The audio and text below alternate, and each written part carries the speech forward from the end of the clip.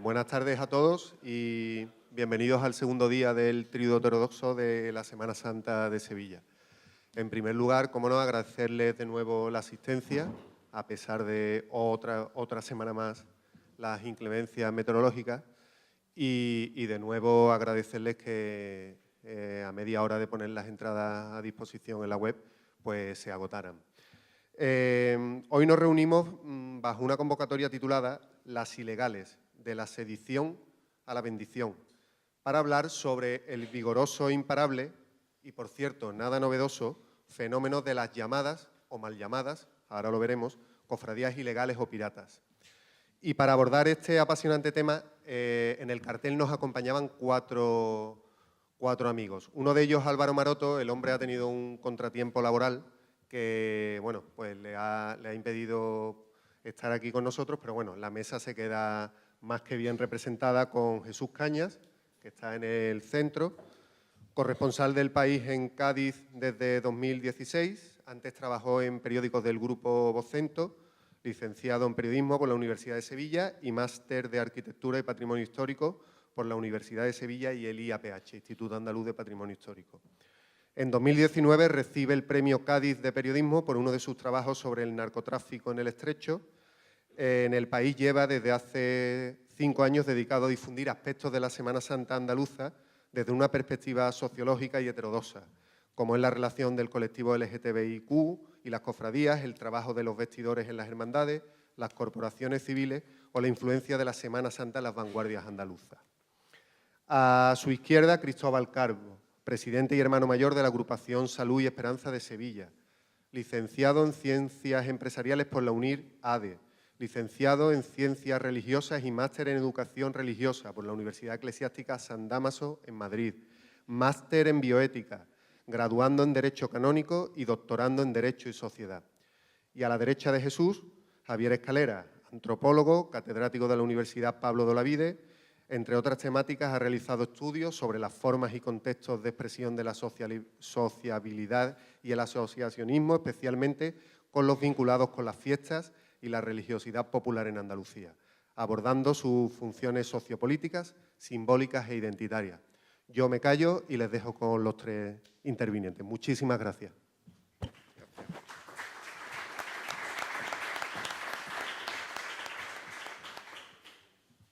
Bueno, buenas tardes a todos. Gracias por venir, que la tarde no está muy apacible, que digamos. Yo pretendo hacer de esto prácticamente un diálogo, si os parece bien, en el que vayamos planteando. Yo le voy a lanzar preguntas a ellos. Pretendo que me las contestéis, pero que vosotros también intervengáis en el momento que os parezca oportuno. Simplemente explicar que justo prácticamente hace un año ahora fue cuando yo entré en contacto tanto con Cristóbal como con Javier, porque me pareció muy curioso y se me quedó ahí un poco en la retina. Soy de Cádiz, en Cádiz no son tan comunes lo que las mal llamadas cofradías piratas, pero hace cosa de un año y medio salió una que montó muchísimo ruido y entonces empecé un poco como a bosquejar qué estaba pasando.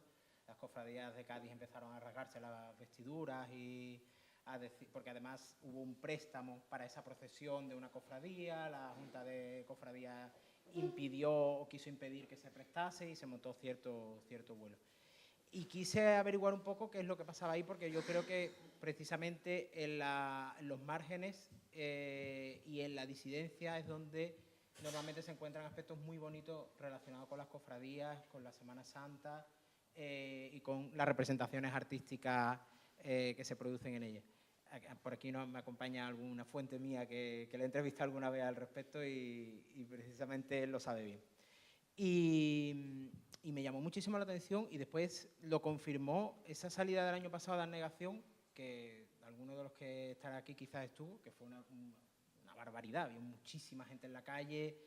Entonces se hacía aún más pertinente, ¿no?, esa reflexión de decir, bueno, son como las entidades que todo el mundo, o en el mundo cofrade, los pone de vuelta y media y genera muchísimo, parece que aversión en un principio, pero alguien de los que está aquí en estas aceras será cofrade y lo ve también, ¿no? O sea, me parecía muy curioso en esa realidad.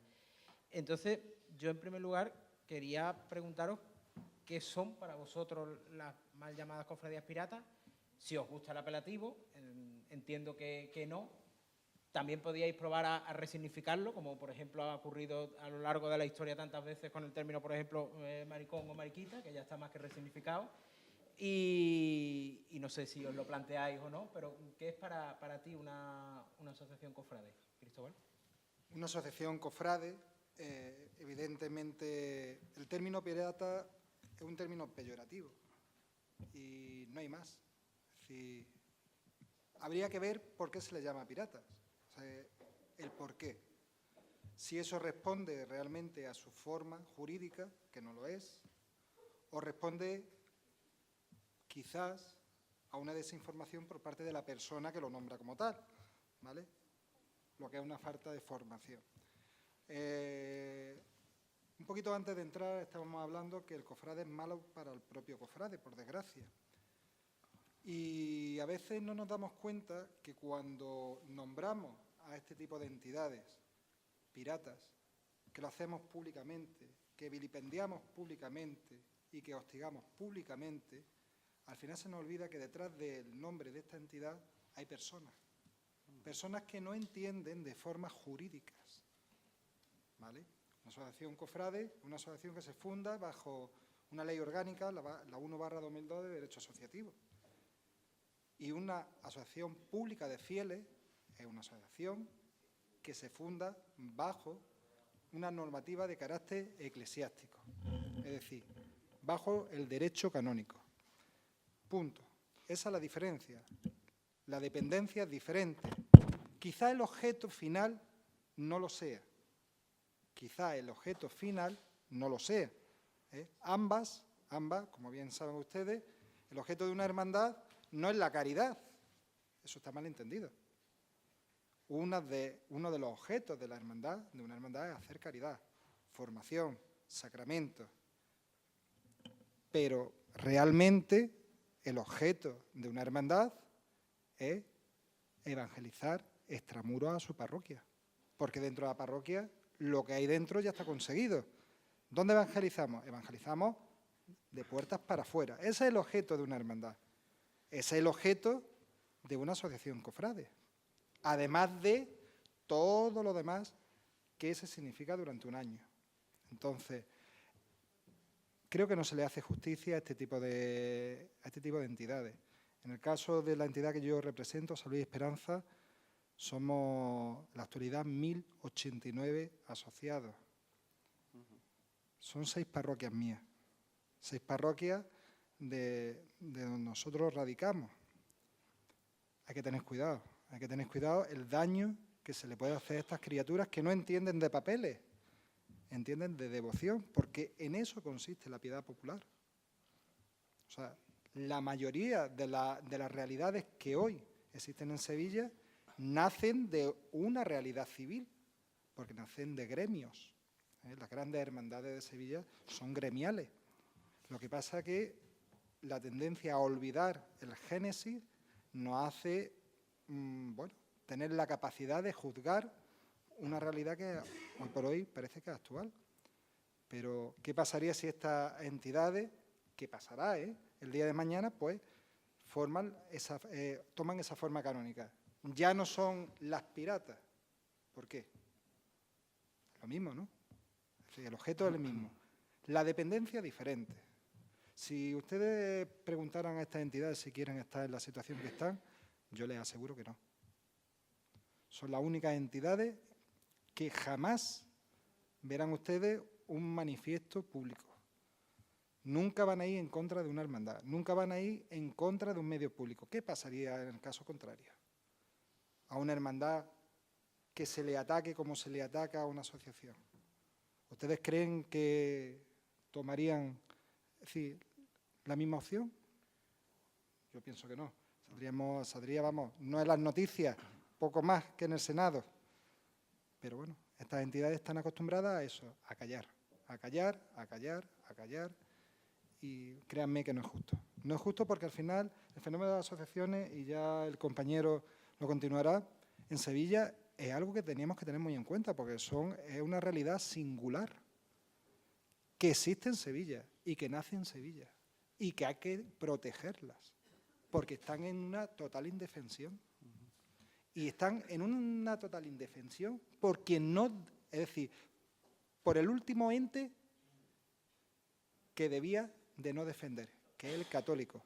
Porque el principio de caridad y fraternidad parece que solamente se hace bajo el signo de la parroquia. No, mire usted es católico desde que nace hasta que se acuesta, ¿eh? Dentro y fuera de su parroquia. No vayamos a confundir el ser cofrade, es decir, porque sé mucho de mantos, sé mucho de palio, con realmente el carisma católico. Ese es el problema, que no sabemos lo que es ser creyente, no sabemos lo que es ser cristiano. Eso lo olvidamos. Eso sí, nos llega el Domingo de Ramos, nos ponemos los castellanos y nos vamos al Duque. Eso sí es ser cofrade, por supuesto. Los demás no.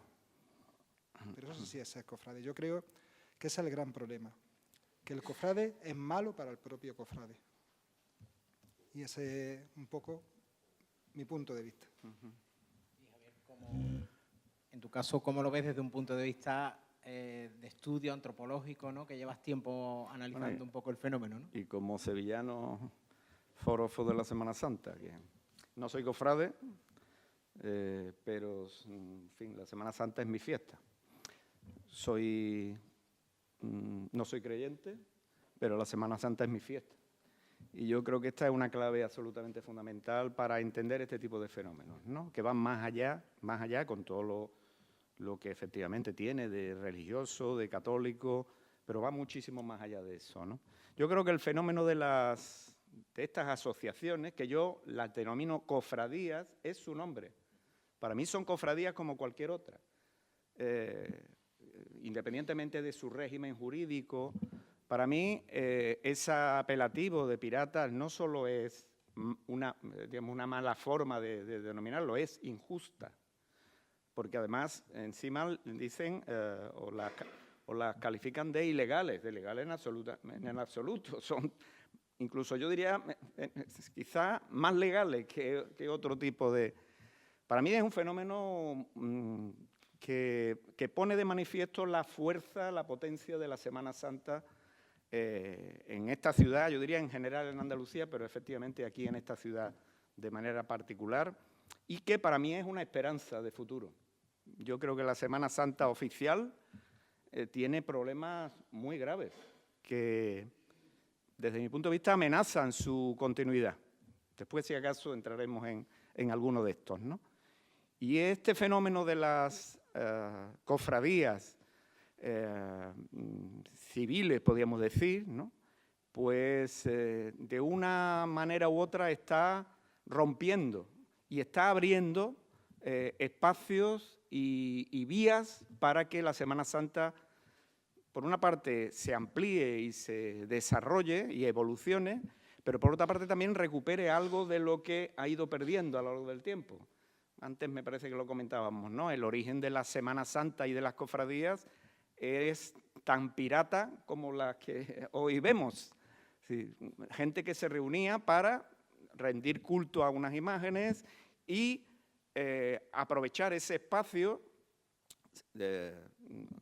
legitimado desde la Iglesia y desde la creencia para reunirse, para defenderse, para ayudarse, y no solo los gremios, las hermandades étnicas como los negritos o los gitanos. Es decir, eso es previo al proceso de institucionalización y oficialización que, bueno, pues ha llegado a un momento en el que, como decía antes, a mí me parece que presenta signos claros de agotamiento, ¿no? Y bueno, lo dejo ahí, si te parece, para no enrollarme demasiado. Muy bien. Yo quería plantear, porque Álvaro Maroto no ha podido estar, pero recuerdo el testimonio que me contó hace un año, y él hablaba, por ejemplo, de que en su caso, su motivación para crear su cofradía, llamémoslo así para ser más rápido, fue que fue a una parroquia, o sea, estaba en Sevilla Este, que es un barrio bastante grande, y entendía que faltaba una devoción, que él entendió un grupo de personas que era de Consuelo y Esperanza, Tocaron a la puerta de varias parroquias, en todas les dijeron que no, y él decidió pues tirar por la calle de en medio y dijo, bueno, pues si el párroco no me deja, pues empezamos nosotros así. Y hay varias cosas, varias preguntas que os lanzo. Por un lado, Cristóbal, yo quería saber qué os llevó a vosotros, sucintamente, a fundar Salud y Esperanza. Y luego, Javier, te quiero plantear un poco cuáles son los factores que tú encuentras en el origen de estas cofradías. ¿Por qué comienzan? Pues Salud y Esperanza tiene un origen gremial, del gremio de comerciantes de las avenidas, de la zona del Cerezo. La zona nuestra es una zona oprimida. El que conoce sabe el fenómeno de la multiculturalidad que hay en la zona. Una zona complicada. Y simplemente lo que hicimos fue reunirnos un grupo de personas para recoger alimentos. Punto. Éramos todos creyentes, pertenecíamos todos a un grupo de acción católica, no éramos cofrades. Yo no me considero cofrade, ojo. Para mí es un problema salir profesional, para mí y para muchos de nosotros, porque no se puede hacer ustedes la idea del lío que es. Y comenzamos recogiendo alimentos. Cada uno aportó lo que sabía hacer. Unos se recogían alimentos, otros daban formaciones, otros ayudaban a chavales, otros prestaban sus conocimientos jurídicos para ayudar a familias con problemas. Y nos reuníamos en un local. Y en ese local pues pusimos una cruz. Y era lo que teníamos, una cruz. Nada más, era una cruz. Luego coincidió que todos teníamos un denominador común, y es que, de alguna manera, todos pertenecíamos a alguna hermandad, ¿vale? Pero vimos que podía ser una vía para que ese grupo que se estaba gestando pudiera tener un crecimiento exponencial en la zona. ¿Por qué? Porque no existía una realidad similar en un barrio de en torno a los 100.000 habitantes. Entonces, sí es verdad que existía, pero se veía más allá de la muralla. Es decir, es que la Macarena está la Macarena. No, mire usted, la Macarena es del centro. Es que está la Pastora. Sí, es cierto, la Pastora está, pero la Pastora está en su sitio, ¿vale? O el Carmen de San Leandro. Pero no había realmente una realidad que respondiera a ese sentimiento que estaban haciendo. Todos además estábamos integrados dentro de nuestra parroquia, es decir, nosotros nunca hemos estado externos a nuestra parroquia. Empezamos a caminar, vino la Virgen de la Salud y Esperanza, que simplemente presidía nuestro local, no hacíamos otra cosa. Rezábamos el rosario los sábados, porque era una manera también de poder conglomerar a gente. Y a partir de ahí, pues igual que Álvaro, pues nosotros expusimos a nuestra parroquia pues esa necesidad que nosotros entendíamos o que nosotros teníamos, ojo, porque al final la piedad popular no es más que una herramienta pastoral a la disposición de la parroquia. El sacerdote tiene una herramienta, como tantas herramientas pastorales que existen, y nosotros simplemente le manifestamos que, oye, había esa inquietud. En ese momento nuestro párroco pues dijo, ustedes tenéis esta inquietud, pero yo no la tengo. A veces es complicado porque la pastoral tiene que ser lo más objetivo posible. Cuando tenemos una mezcolanza entre pastoral y opinión personal, al final vienen los problemas, porque no es lo que a mí me gusta como sacerdote, sino lo que tengo que hacer como sacerdote. Yo hace un tiempo, despachando con un obispo, el pobre tenía poca empatía, ¿sabes? Y decía el hombre, dice, mire usted, es que yo no tengo que ser simpático, es que yo soy el obispo. Y llevaba el hombre toda la razón del mundo. A veces olvidamos nuestra función dentro de la parroquia, y nuestra función dentro de la parroquia es hacer pastoral, la cura de almas. No lo que a mí me gusta dentro de mi parroquia, pero entonces la parroquia está al servicio mía. No, señor, usted está al servicio de su parroquia. Igual que yo estoy al servicio de mi realidad, que es Salud y Esperanza, que para mí es mi camino, mi verdad y mi vida. y ya está. Pasó así, con él estuvimos algunos años, este hombre pues, se cambió, vino otro sacerdote de la misma línea, y bueno, es cierto que cada vez nos fuimos integrando más y más dentro de la parroquia puede tener en torno a los 300, 400 feligreses, de los cuales en torno al 40% son Salud y Esperanza. Entonces, llega el momento que poco a poco se va consiguiendo esa comunión entre ambas realidades, pero esa comunión no forzada, sino resultado de una realidad real. ¿Por qué? Porque llega el momento en el que se diluye las dos realidades y se confronta en un mismo camino. Porque eso es realmente lo que se debe de buscar, es decir, esa comunión que pueda ser bendecida, ¿para qué? Para que no suene extraño, para que no cree una fisura dentro de la comunidad y para que esa comunidad, que en definitiva es el barrio, se sienta identificada con, en este caso, por ejemplo, con mi entidad. Ya les digo, hoy por hoy somos casi los 1.100. 1.100 personas son muchas personas, ¿eh? Son muchos problemas también, ¿eh? Son 1.100 problemas. Pero si en Salud y Esperanza hay 1.100 personas, es porque es una realidad que hay que tenerla en cuenta. Porque hay hermandades con menos hermanos. Ojo, ¿eh? Hay hermandades con menos hermanos. Yo les puedo decir, estaba leyendo, porque ustedes sepan un poco, nuestra realidad no solamente, porque al final el profesional es algo más. Es decir, como les he dicho, para nosotros es un problema. Tanto para nosotros como para cualquier hermandad, no se engañen, ¿eh? O sea, el momento de la procesión es el quebradero de cabeza mayor para una junta de gobierno. Eso es terrible. Disfruta todo el mundo menos la junta de gobierno. Pierdes sueño, pierdes pelo y pierdes todo. Y por hacerles un poco el ejemplo, el año pasado nosotros atendimos a 49 familias en riesgo de exclusión social. Colaboramos con 11 familias con pañales y alimentos de primera necesidad, de lactancia. Sufragamos a 22 niños el material escolar. Ayudamos a 27 usuarios con la compra de medicación. Dimos a 15 usuarios terminales acompañamiento, porque estaban solos en casa.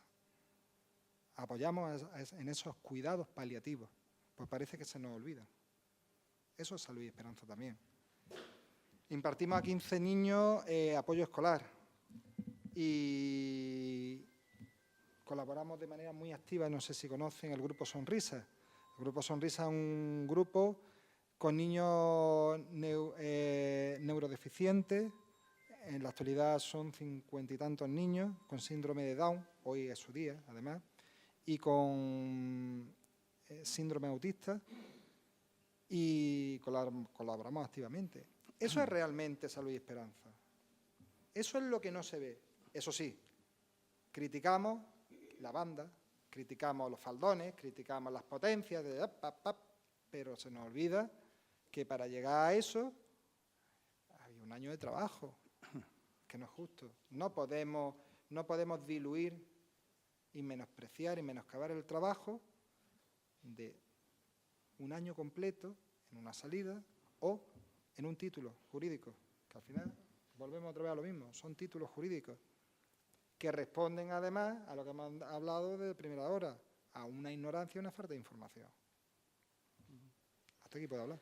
Bueno, Javier, y de esos factores que estamos hablando, nos ha contado su historia un poco en resumen. A negación, recuerdo que me comentaba que ellos surgieron a raíz de una Cruz de Mayo, pero hay muchos más factores y entiendo que más de peso, ¿no? Hombre, es un fenómeno muy complejo, ¿no? No es fácil. Yo creo que hay que partir de una base, ¿no? Es decir, yo creo de una contradicción que me parece a mí que sin la cual no se entiende muchas de las demás cosas, ¿no? Es decir, desde la Iglesia, el intento de monopolio de los sentimientos, las expresiones de la religiosidad, yo sigo hablando de religiosidad popular, Creo que es un concepto mucho más amplio, mucho más integrador que el de piedad popular, que tiene un sentido pastoral mucho más limitado. No casualmente, ¿no? En los últimos tiempos vemos cómo desde la jerarquía, claro, se invierten esos términos. Y ese digamos, control, ese monopolio de los sentimientos, etcétera, etcétera, claro, entra en contradicción con una sociedad que evoluciona, que cambia, que se seculariza en gran medida, pero en la que sigue habiendo sentimientos muy, muy extendidos, ¿no? Y que además muchas de las personas, digamos, incluso seguramente por la propia falta de visión desde la institución religiosa, pues se han ido viendo excluidas o al menos con dificultad de mantener su vinculación, diríamos, ¿no? Y concretamente en el mundo de las hermandades, de las cofradías, ¿no? El hecho de la orientación sexual, digamos, ser una persona divorciada, ser una persona que, diríamos, está unida civilmente, que no practica regularmente, como muchísimas actualmente, pues claro, son siempre obstáculos para poder integrarse, participar normalmente, diríamos, ¿no? En las cofradías oficiales, ¿no? Y eso, claro, ha hecho que muchas de esas personas busquen un espacio, busquen una herramienta para poder expresar sus sentimientos, sus necesidades de sociabilidad, pero también sus necesidades de sentimientos religiosos, vamos, que muchas de ellas lo tienen, ¿no? Y la expresión de su devoción por determinadas imágenes, ¿no? Entonces eso yo creo que es un elemento que está en la base de la necesidad, como muy bien ha explicado David, de bueno, disponer, de tener, ¿no?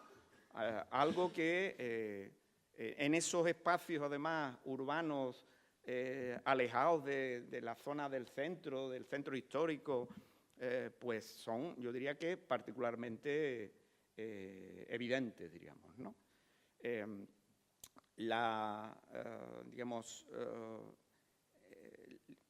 y ya me meto en algunas de las cosas que yo te apuntaba antes, ¿no? La propia dinámica en la que está, diríamos, la Semana Santa oficial,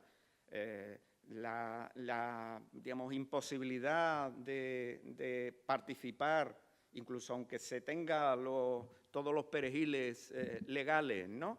Oficiales, en la Semana Santa, ¿no? En el periodo de la Semana Santa, pues es un factor que hace que muchos grupos, muchas personas, yo no sé en el caso de Salud y Esperanza, pero me consta que en otros casos la idea de ir al centro, de participar en la carrera oficial, ni siquiera se plantea, porque claro, es un esfuerzo y después es una estrechez tan grande que, bueno, prefieren estar en su barrio, que es donde está, diríamos, la vinculación más fuerte, más estrecha, y donde a mí me parece que efectivamente cumplen un papel que, digamos, el hecho de participar en la carrera oficial no llena, diríamos, ¿no?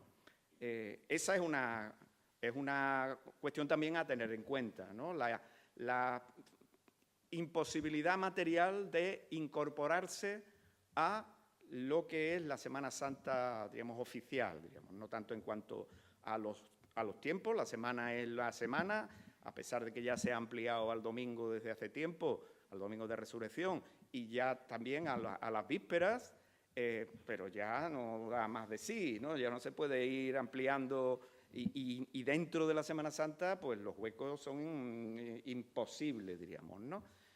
La distancia, yo cada vez me admira más Santa Genoveva, el Cerro, el polígono, digamos, las expediciones que tienen que organizar.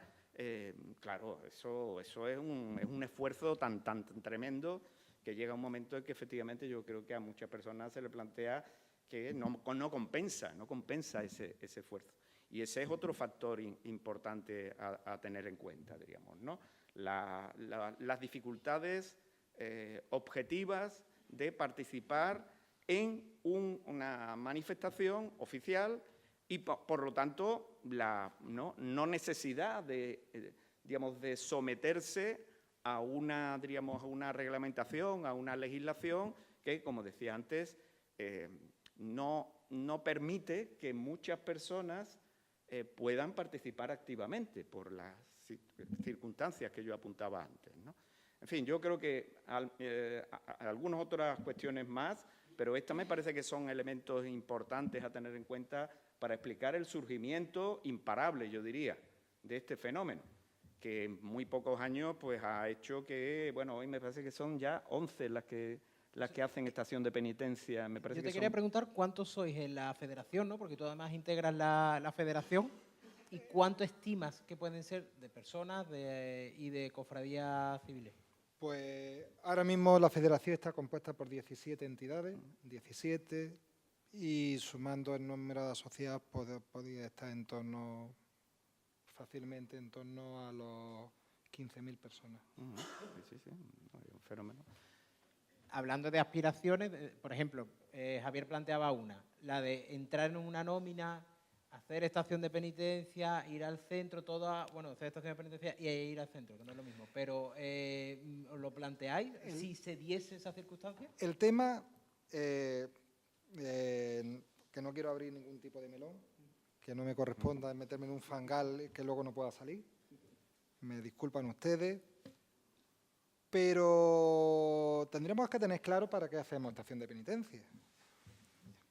¿Y por qué tanto interés en hacer estación de penitencia? ¿Por qué tanto interés en hacer carrera oficial? ¿Por qué tanto interés en repartir, digo yo, las subvenciones del Consejo? Ya me gustaría a mí coger algo de subvención del Consejo, sí, 130 euros hace 4 años que me dio el Ayuntamiento. Bueno, ese es el problema. Es decir, ¿tenemos claro, tienen las hermandades claro para qué se hace estación de penitencia? ¿Para qué se hace?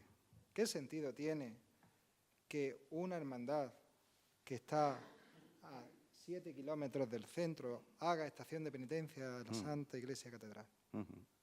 Cuando nace en la necesidad pastoral de un barrio. No tiene mucho sentido. Sí. ¿Qué se hace? Por supuesto. ¿Que el objeto se cumple? No lo tengo tan claro. ¿Hacemos estación de penitencia? Sí, por supuesto. Quedamos estupendamente, hacemos carrera oficial, hacemos nuestra campana, hacemos nuestra catedral y nos volvemos para atrás. Pero yo pienso que el objetivo no se cumple. No se cumple.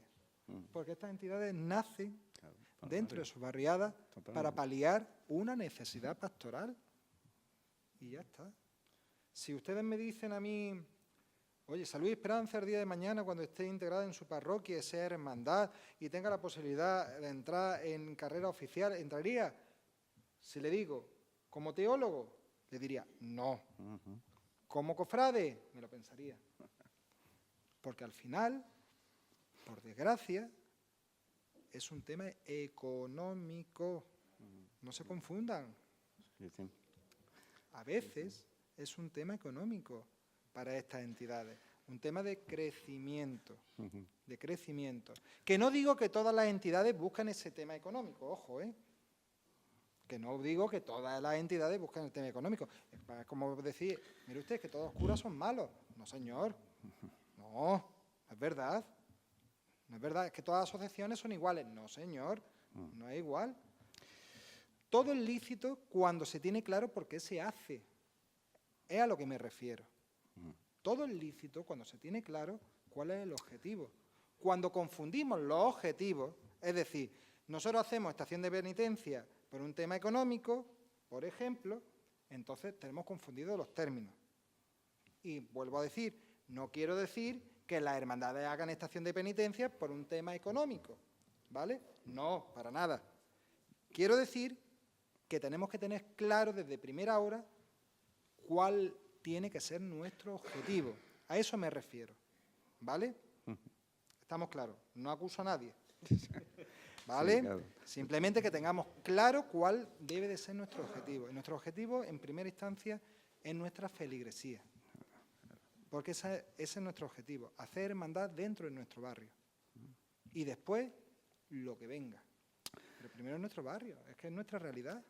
De todas maneras, no olvidemos cuándo surge y por qué surge la carrera oficial, ¿no? Si aquí el arzobispo Niño de Guevara pues decidió que había que controlar y había que establecer un tal, porque era un desmadre, porque cada una iba por sus barrios, por sus collaciones, haciendo según desde su perspectiva, bueno, pues no demasiado, ¿no? Con respecto a las reglas y a los principios, ¿no?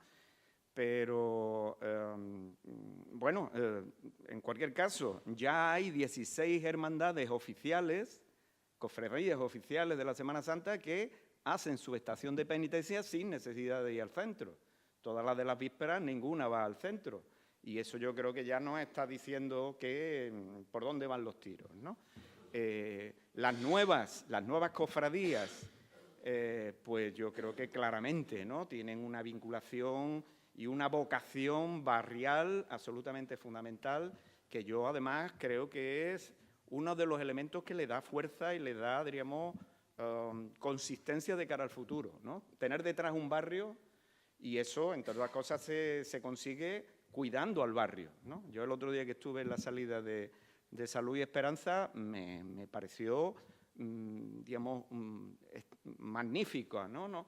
La conexión con el vecindario, diríamos, ¿no? Con los distintos barrios que transita la hermandad. Yo creo que ese es uno de los grandes valores de estas nuevas cofradías, ¿no? Que es como a mí me gusta denominar, ¿no? Bueno, hasta tal punto la carrera oficial está en cuestión, las discusiones de si ampliarla,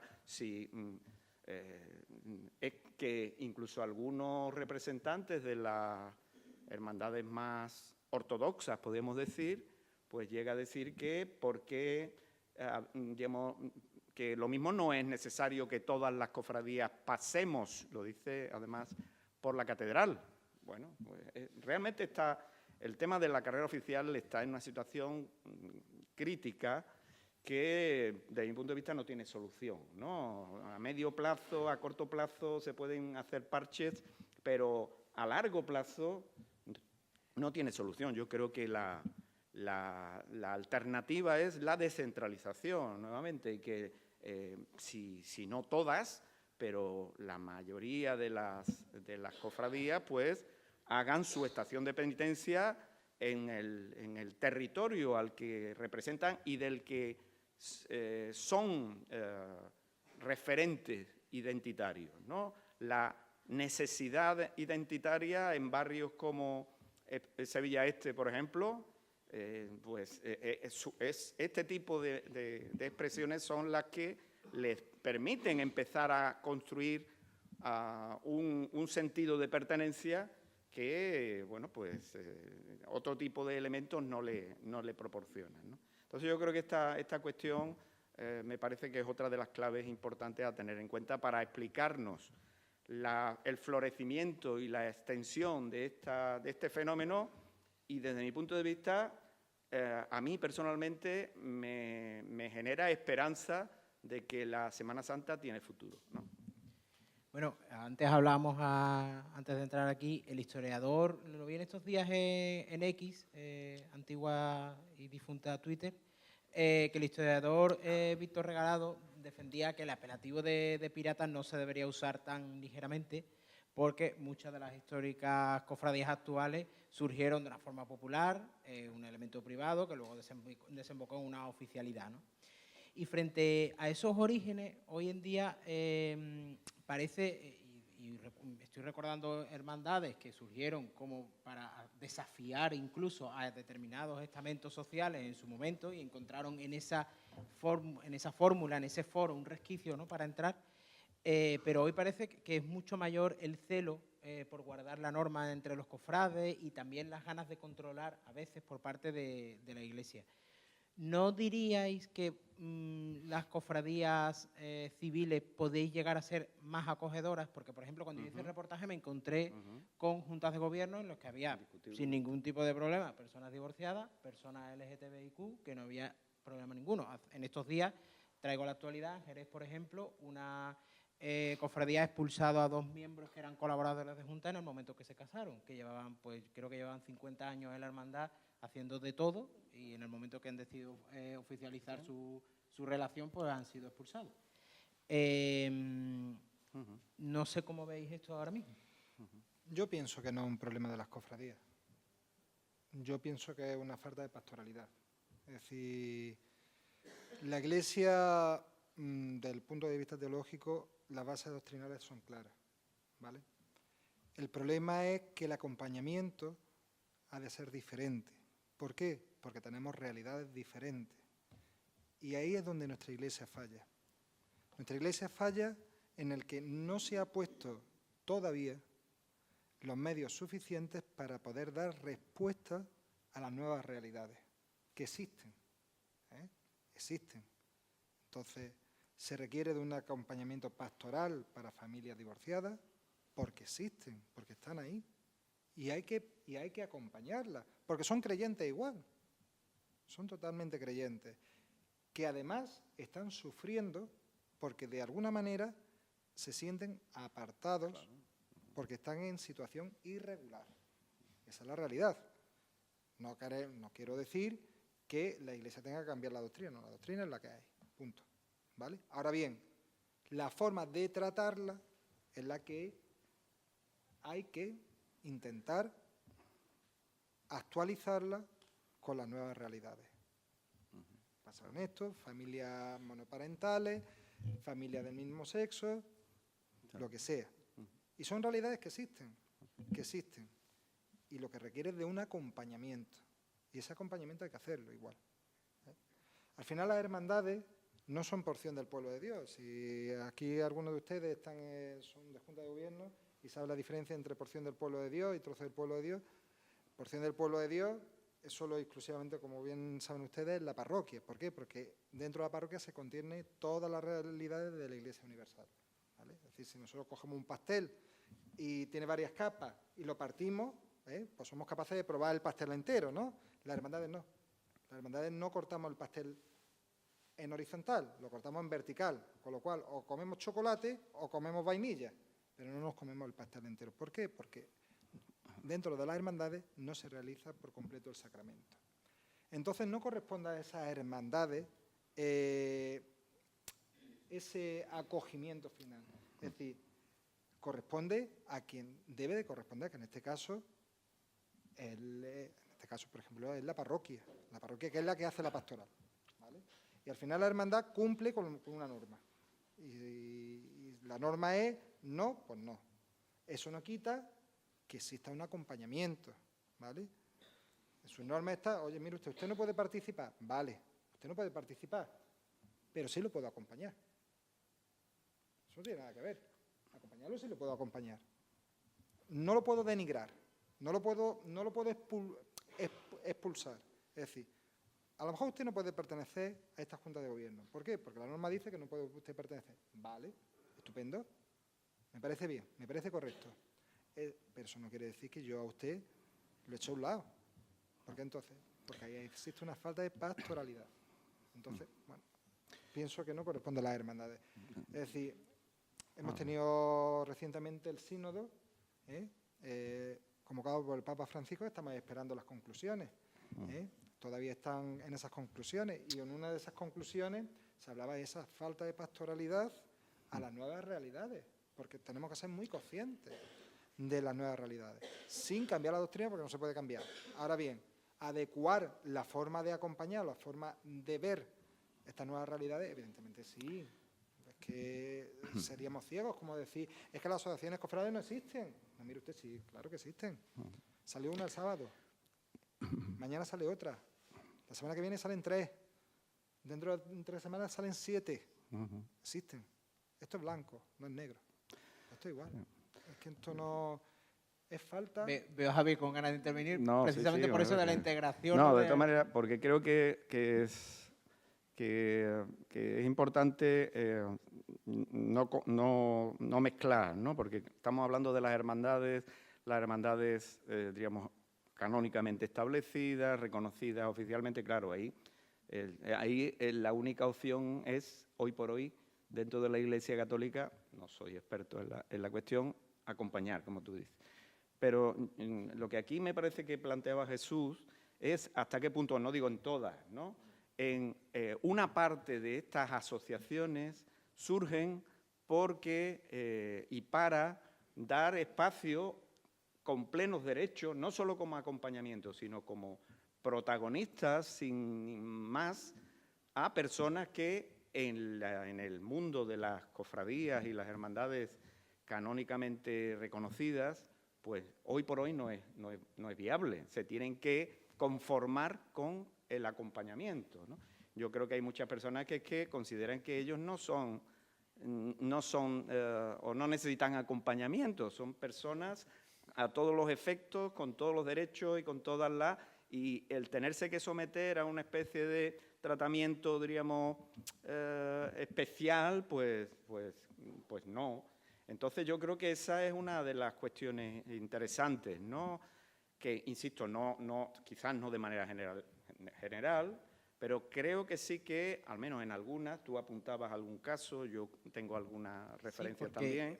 Te hago un inciso, por ejemplo, me acuerdo de Álvaro, me comentaba que cuando ellos empezaron el camino de asociación parroquial, una de las cosas que les pasó fue que tuvieron que hacer una purga en su junta de gobierno y tuvieron que expulsar a una pareja gay que estaba casada, si no recuerdo mal. Es decir, hubo pues, una purga, vamos, hablando claro.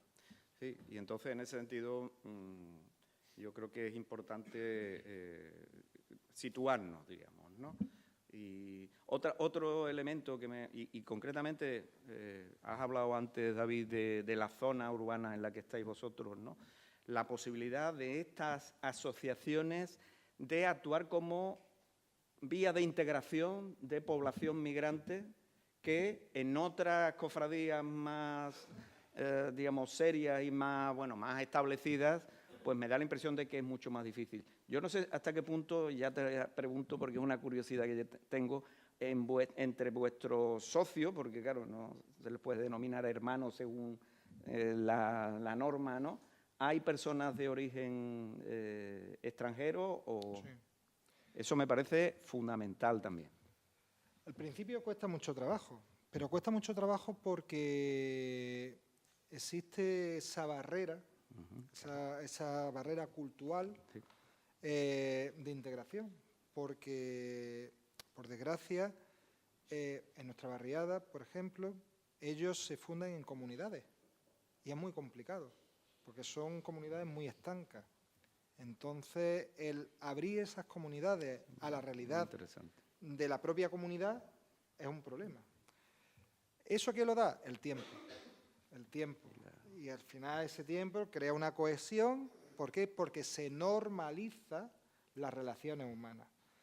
Y al final, pues esas familias que vienen de fuera y que buscan un futuro, pues tienen hijos que ya nacen aquí.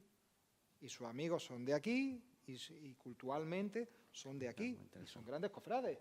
Sí, vamos, nosotros al final tenemos en nuestro caso, pues podría decir que en torno al 25% son inmigrantes. Muy bien. Pues son de familias inmigrantes, ojo. La mayoría de ellos ya son niños que han nacido. De segunda generación, ¿no? Y ya son las nuevas generaciones las que ya se integran dentro de la realidad hoy por hoy aquí en Sevilla. Entonces es una realidad. De hecho, si podéis verlo incluso, nosotros el sábado pasado sacamos a 97 monaguillos. Sí. Pues teníamos un catálogo tremendo. Entonces, simplemente verlo. Sabes que no son de aquí. No que no sean de aquí, sino que sus orígenes no son españoles y sin embargo ya están totalmente integrados. Muy bien. Y oye, como los que más, y saben como los que más, y te rebaten como los que más. Muy interesante. Y la verdad que para nosotros es un orgullo. Sí, sí. Pero un orgullo porque hemos sido capaces de integrar una realidad Claro que sí. que a priori no se quieren integrar. ¿Por qué? Porque viven en su comunidad. Bien como medio de protección, pues se Claro. autoprotegen, y muchas veces es así, porque ellos te lo dicen, porque es que hemos venido, nos han engañado, nos sentimos víctimas de, Normal. y otras veces porque simplemente pues, no les interesa. Bueno, viven su vida, vienen, trabajan, se van. Pero bueno, yo creo que esas cosas Sí, sí, vamos superándolas es poco a otro poco. de los fenómenos muy interesantes.